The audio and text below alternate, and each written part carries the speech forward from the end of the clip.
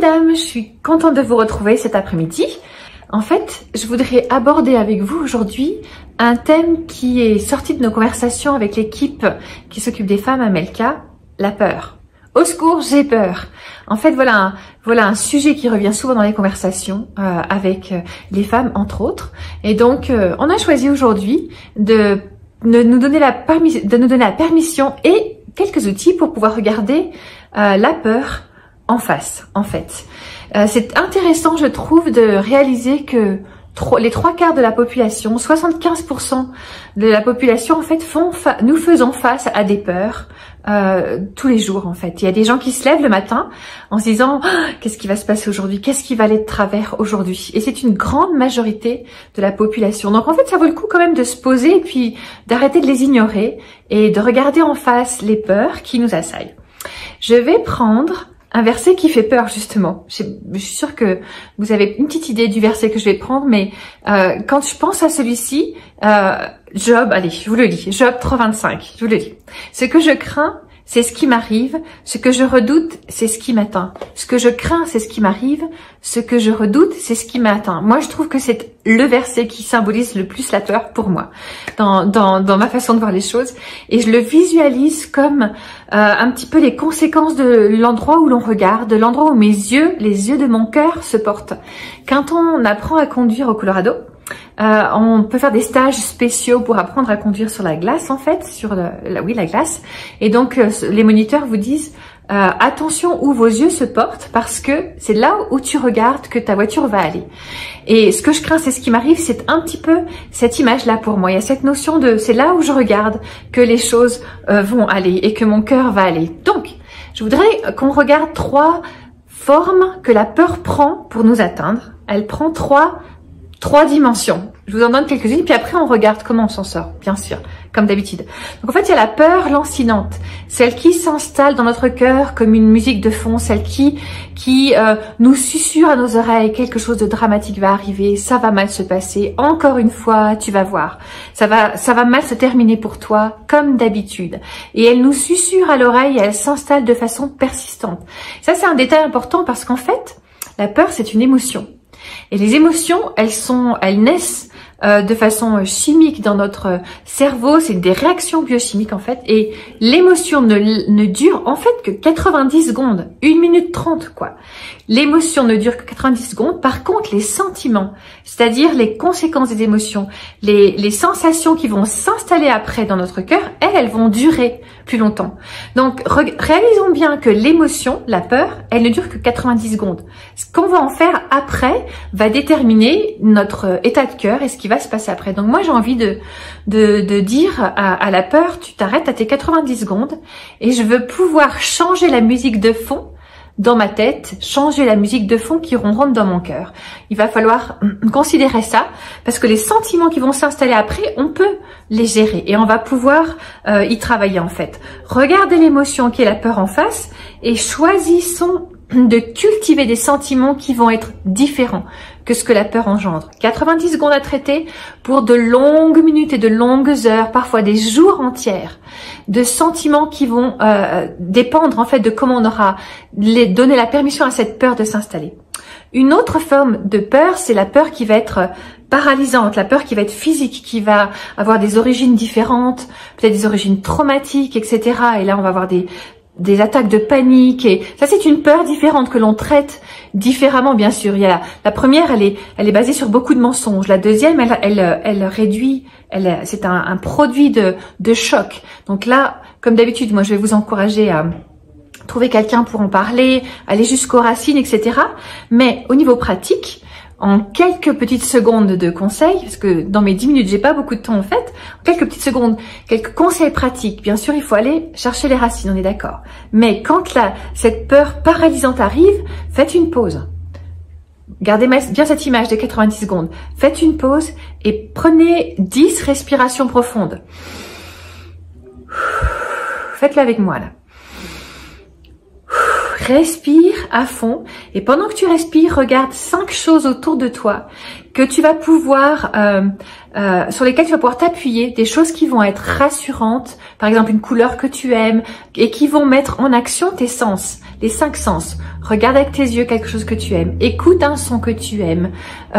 Prononce des mots que tu aimes.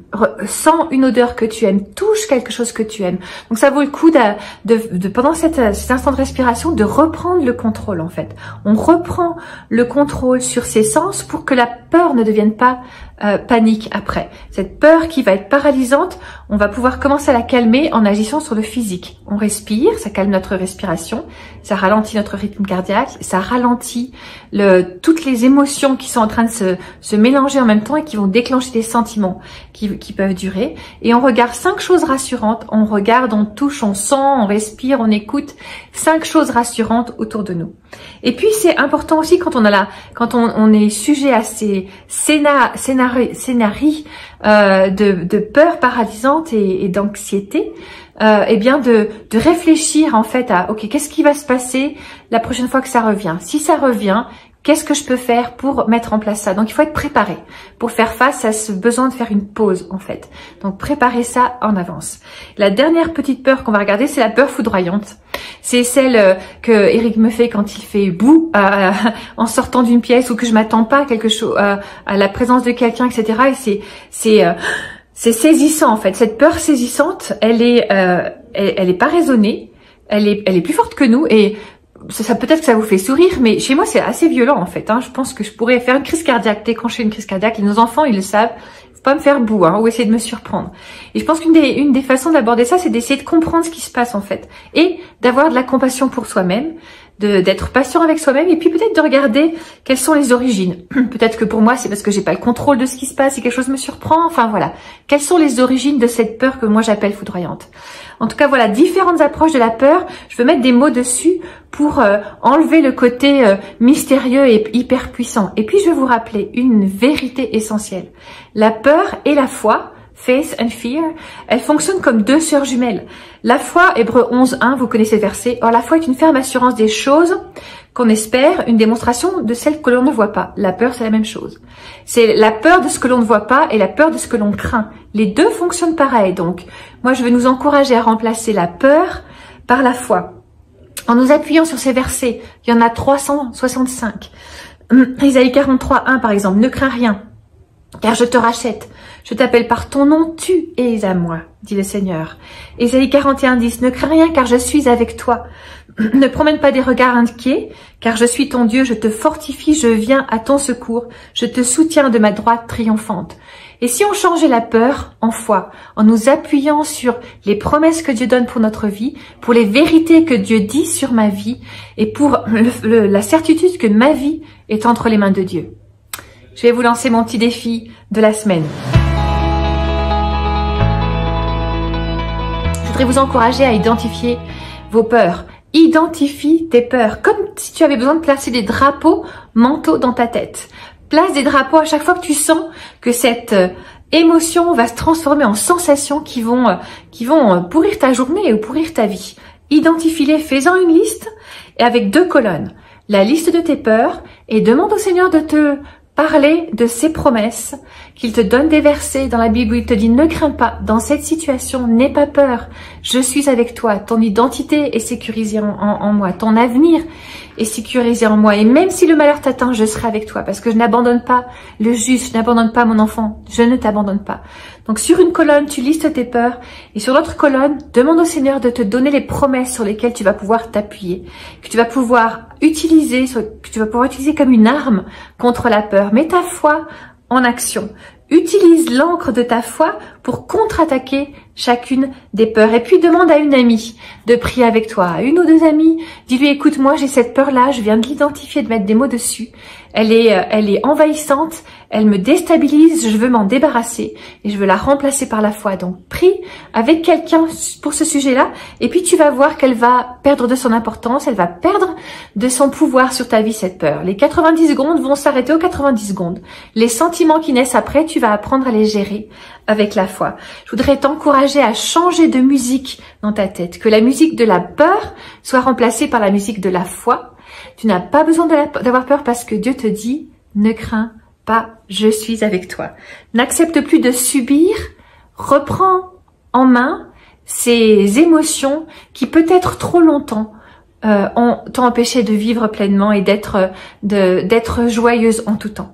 Alors je prie pour toi pour que tu vois un changement dans ta vie, au niveau de ton cœur et de ses émotions, même au niveau de ce qui se passe dans ton corps, à cause de ces peurs qui t'ont trop longtemps saisi et essayé de te paralyser.